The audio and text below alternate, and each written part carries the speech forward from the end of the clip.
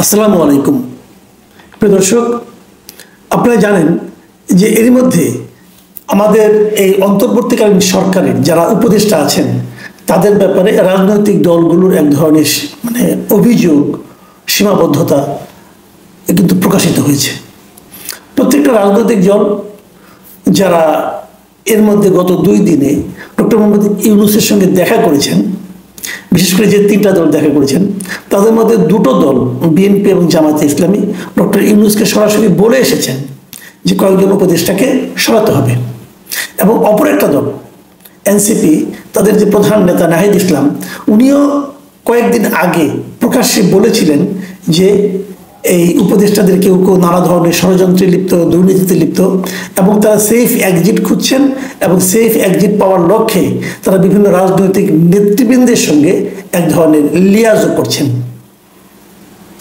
তো আলটিমেটলি দেখা যাচ্ছে যে এই সরকারের উপদেষ্টাদের ব্যাপারে এই দলগুলো, রাজনৈতিক দলগুলো, প্রধান রাজনৈতিক দলগুলোর এক ধরনের অবজারভেশন আছে এবং তারা চাচ্ছেন এদেরকে সরাতে হবে। তারা চাচ্ছেন উপদেষ্টা মণ্ডলীটা আরও যেন ফেয়ার হয়, আরও যেন নিরপেক্ষ হয়, এমন চাচ্ছেন। এখন কার কার ব্যাপারে তাদের আপত্তি? ইন্টারেস্টিং হলো, কোনো একটা রাজনৈতিক দল সুনির্দিষ্টভাবে কারোর নাম বলেনি, এবং জিজ্ঞাসা করলেই তারা বলে আপনারা তো জানেনই কারা। এর চেয়ে আমার বিবেচনা, আমি সাধারণ মানুষ হিসেবে বলতে চাই যে আমার কাছে এর চেয়ে ফালতু আর কোনো কথা মনে হয় না। একটা পলিটিক্যাল পার্টি, তারা নাম বলতে ভয় পায়, অথবা তারা নাম বলতে বিব্রত বোধ করে, অথবা তাদের সঙ্গে পার্সোনাল রিলেশন যদি নষ্ট হয়ে যায় এই ভয়ে নাম বলতে চায় না। তো এই পলিটিক্যাল পার্টিগুলো এই জাতির কী উপকারে লাগবে এটা আমি বুঝতে পারি না। যে পলিটিক্যাল, তারা কেন চায় এটা আপনারা বেসিক কথা ভাবেন। তারা উপদেষ্টাদের পদত্যাগ কেন চায়, উপদেষ্টাদের সরিয়ে দিতে কেন চায়? চায় এই কারণে তারা মনে করে তারা যদি থাকে এই নির্বাচনের সময় সামনের দিনগুলোতে, তাহলে হয়তো নির্বাচনটা অবাধ এবং সুষ্ঠু হবে না। অবাধ এবং সুষ্ঠু না হলে কি হবে? একদল হারবে, একদল জিতবে, এটাই তো। সুষ্ঠু না হলেও একদল জিতবে, একদল হারবে, সুষ্ঠু হলেও একদল হারবে, একদল জিতবে। তাই তারা এটা বলছে কেন? নিজেদের যাওয়ার জন্য বলছে। এবং পাশাপাশি আমরা যেটা মনে করি, তারা এটা বলছে যে অবাধ নির্বাচনটা না হলে জনরায়টা ঠিকভাবে প্রতিফলিত হবে না। জনগণ যে রায়টা দিয়েছে সেই ক্ষেত্রে কিছুটা ঝামেলা হবে, সেই ক্ষেত্রে সঠিক রায়টা প্রকাশিত হবে না। আমরা আমাদের দিক থেকে এইভাবে মনে করি। তাহলে যে লোকটা ওখানে বসে থেকে, যাকে আমরা ক্ষমতায় বসিয়েছি, বসে থেকে আমাদের বিরুদ্ধে কাজ করছে, তার নাম বলতে আপনার লজ্জা কেন? তার মানে তার সঙ্গে আপনারও একটা লিয়াজ আছে। অথবা আপনারা এই ধরনের কথা বলে সেই উপদেষ্টাদেরকে, সেই দুর্নীতিপরায়ণ অথবা পক্ষপাত দুষ্ট উপদেষ্টাদেরকে আপনারা একভাবে আহ্বান জানাচ্ছেন যে আপনাদের বিরুদ্ধে কিন্তু অভিযোগ করবো যদি আপনারা আমাদের সঙ্গে লিয়াজও না করেন। এটা কি? এই সন্দেহটা কিন্তু আমার থাকবে। দেখুন, আরেকটা বিষয় যে অনেকে বলছে এরা দুর্নীতি করছে। যদি দুর্নীতিও করে, সেই দুর্নীতির অভিযোগটাও তো আপনাকে স্পষ্ট করে বলতে হবে। আমরা অনেক দুর্নীতির খবর আমাদের কাছে আসে, আমরা জানি, কিন্তু আমরা তো রাজনৈতিক নেতা না, আমরা তো আর এটা নিয়ে কোনো আন্দোলনে যাচ্ছি না। আমি সাংবাদিক হিসেবে গেলে আমি ইনফর্ম করতে পারি, জানাতে পারি। তো আমরা অনেক কিছু জানি এবং সেগুলো কিন্তু আমি বলি এর বিরুদ্ধে এটা আসছে, এর বিরুদ্ধে ওটা আসছে। যেমন ধরেন, এই মুহূর্তে 2জন উপদেষ্টার নাম সবচেয়ে বেশি জোরে সোরে আসছে। সেটা 2জন ছাত্র উপদেষ্টা, মাহফুজ আলম এবং আসিফ মাহমুদ সজীব ভুঁইয়া। মাহফুজ আলম একটা কম, মাহফুজ আলমের সর্বশেষ একটা অপকর্ম করেছেন, সেটা হলো 2টা টেলিভিশনের লাইসেন্স দিয়েছেন। কথা ছিল যে আমাদের যে সংস্কার কমিশনগুলো হয়েছিল, গণমাধ্যম সংস্কারের কমিশন হয়েছিল, তারা বলেছিল এটা যে প্রক্রিয়া দেওয়ার জন্য তারা প্রস্তাব দিয়েছিল, সেই প্রস্তাব না করে উনি আগের পদ্ধতিতে, আগের স্বৈরাচারী সরকার বলেন, ফ্যাসিস্ট সরকার বলেন, তারা যে পদ্ধতিতে লাইসেন্স দিত ঠিক সেই একই পদ্ধতিতে 2টা টেলিভিশন লাইসেন্স দিয়েছে। এবং যাদেরকে দিয়েছে, খুব হাস্যকর হলো, তারা খুবই জুনিয়র লেভেলের 2জন সাংবাদিক, তাদের নামে লাইসেন্স দেওয়া হয়েছে।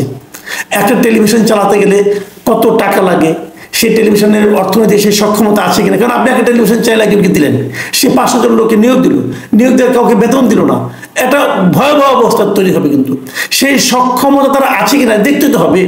এই লোকগুলি নিজেরাই আগে ঢাকা শহরে থাকতে পারতো না, তাদেরকে দিয়েছে। তার মানে হলো যে এরা আসলে সামনে আছে, পেছনে আছে ধনাঢ্য কোনো ব্যবসায়িক প্রতিষ্ঠান। যে ব্যবসায়িক প্রতিষ্ঠানকে দিতেন, তাহলে ওদেরকে দিলেন কেন? ওরা কি বড় সাংবাদিক? তাও তো নয়।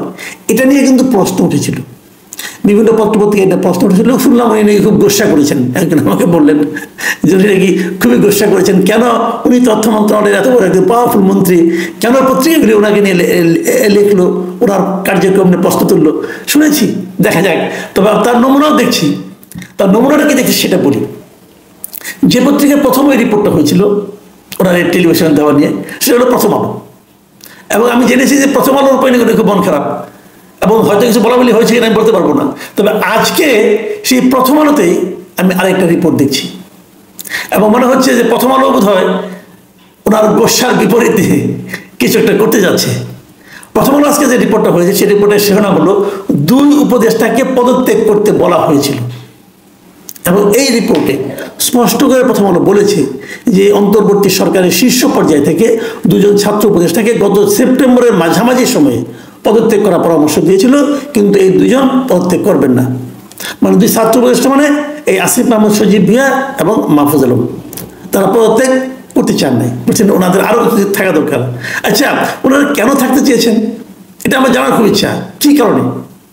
মানে ওনারা কি মনে করেছেন যে ওনারা আরো কিছুদিন থাকলে পরে এই দেশের এমন অসাধারণ কোনো কাজ ওনারা করে ফেলবেন যেটা নাকি ওনারা না থাকলে আর কেউ করতে পারবে না? এটা কি মানে কারণটা কি? এই যে আরো কিছুদিন থাকতে চাওয়া, এর পেছনে ওনাদের অসাধারণ দেশপ্রেম কাজ করেছে নাকি ব্যক্তি স্বার্থ কাজ করেছে, কোনটা? নাকি তারা চেয়েছেন এর মধ্যে আরো কিছু কামাই টামাই করা যায় কিনা, আরো একটা ফাইল সিগনেচার করা যায় কিনা, এই জন্য?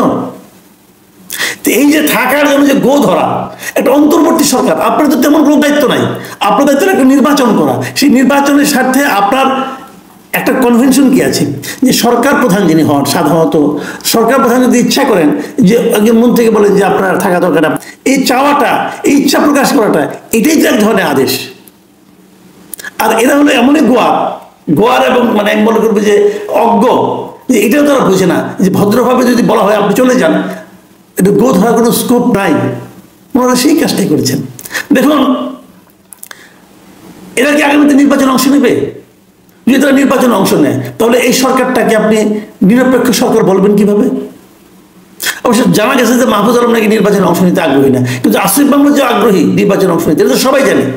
কুমিল্লার ওনার যে এলাকা, সেই এলাকায় উনি বাড়তি টাকা নিচ্ছেন, বাড়তি উন্নয়ন করতেছেন, ওনার বাবা ওনার হয়ে প্রচার করতেছেন, এটা তো সবাই জানে, এটা তো আলোচনা হচ্ছে। তাহলে যে সরকারের মধ্যে একজন উপদেষ্টা সে নিজেই নির্বাচন করবে, সে অবশ্য মাঝখানে বলেছিল যে তফসিল ঘোষণার আগে আগে সে এই করবে, পদত্যাগ করবে, তো তাতে কি কোনো লাভ হলো? সে তো তফসিল ঘোষণার আগে আগে সমস্ত আখের গুছিয়ে নিল এবং এলাকায় তার প্রচারণা সে চালিয়ে গেল। তাহলে নিরপেক্ষ সরকার থাকলো কি করে? এই জিনিসটা কিন্তু আমার কাছে একেবারে ক্লিয়ার না। তবে একটা জিনিস হলো, এই যে এনসিপি আছে, এই এনসিপির যারা প্রতিনিধি আছে তারা কিন্তু মনে করে যে তাদের এই 2 লোক শেষ পর্যন্ত উপদেষ্টা পরিষদে থাকুক, কারণ তারা মনে করে তারা থাকলে তারা এক ধরনের সুবিধা পাবে। কিন্তু সেটা তারা চাইতে পারে, কিন্তু জনগণকে এটা চায়? জনগণের সঙ্গে এর কোনো সম্পর্ক নাই। জনগণ তো মনে করে যে এটা থাকা উচিত না। এখন মাঝখানে একবার ওনারা বলার চেষ্টা করছিলেন যে আমরা এনসিপির কেউ না, কিন্তু তারা যে এনসিপির কেউ না এটাও যে ঠিক নয় সেটাও তো ইতিমধ্যে প্রমাণিত হয়েছে। যে কয়েকদিন আগে এই জুলাই সনদে স্বাক্ষর করা নিয়ে এনসিপি যে বোধ হলো তারা স্বাক্ষর করবে না, ওই সময় কিন্তু ঐক্যমত্য কমিশনের সঙ্গে এই এনসিপি একটা মিটিং হয়েছিল। সেই মিটিংয়ে একজন ছাত্র উপদেষ্টা উপস্থিত ছিলেন। কেন ছিলেন? উনি কার পক্ষে কাজ করেছেন? উনি ঐক্যমত্য কমিশনের প্রতিনিধি নাকি উনি এনসিপির প্রতিনিধি? এখানে তো সরকারের কোনো ভূমিকা নাই, ঐক্যমত্য কমিশন এবং রাজনৈতিক দলগুলো, তো মাঝখানে উনি কেন থাকলেন? এবং জানা গেছে ওই সময় উনি নাকি এনসিপির পক্ষে কথা বলেছেন। তাহলে মূল বিষয়টা কি দাঁড়ালো? যে একটা রাজনৈতিক দলের প্রতিনিধি এখানে আছেন। অবশ্যই এনসিপির পক্ষ থেকে যুক্তি আছে, যে যুক্তিটা নাকি এনসিপি কয়েকদিন আগে প্রধান উপদেষ্টাকে দিয়ে আসছিল। সেই যুক্তিটা কি? তারা বলেছে আমাদের নয় 2 প্রতিনিধি আছে, অন্য যারা আছে তারাও তো কোনো না কোনো রাজনৈতিক দলের মনোনয়নে এখানে এসেছে, কোনো রাজনৈতিক দল এই উপদেষ্টাদেরকে নাম সুপারিশ করেছে। অনেকেই উপদেষ্টা পরিষদ এভাবে গঠিত হয়েছে, কিছু নাম বিএনপি দিয়েছে, কিছু নাম জামাত দিয়েছে, কিছু নাম এই ছাত্ররা দিয়েছে, আবার কিছু লোককে ডক্টর ইউনূস নিজের পরিচয়ের মাধ্যমে নিয়ে এসেছে, গ্রামীণ ব্যাংক থেকে এনেছে, চট্টগ্রাম থেকে এনেছে। এইভাবে তো হয়েছে এই জিনিসটা, মানে আমরা আর মামুরা আর কি, এভাবেই একটা তারা ক্যাবিনেট করছে। এখন এনসিপির বক্তব্য বললো আমাদের 2জনকে বের করে দেবেন, ওনাদের মাধ্যমে যারা আসছে তাদেরকে তাহলে কি হবে? এটা কিন্তু একটা ভ্যালিড কোশ্চেন। এবং আমি মনে করি আসলে এই উপদেষ্টা পরিষদ যেটা আছে, এই টোটাল উপদেষ্টা পরিষদটাই একটা অবাধ ও নিরপেক্ষ নির্বাচন অনুষ্ঠান করার সক্ষমতা হারিয়েছে। এরা সবাই কোনো না কোনো দলের প্রতি এক ধরনের অনুরাগ বা বিরাগ দ্বারা পরিচালিত হচ্ছে। আমি মনে করি এই নির্বাচনের আগে হলেও এই উপদেষ্টা পরিষদের অধীনে যদি কোনো নির্বাচন হয়, সেই নির্বাচন অবাধ, সুষ্ঠু এবং নিরপেক্ষ হবে না।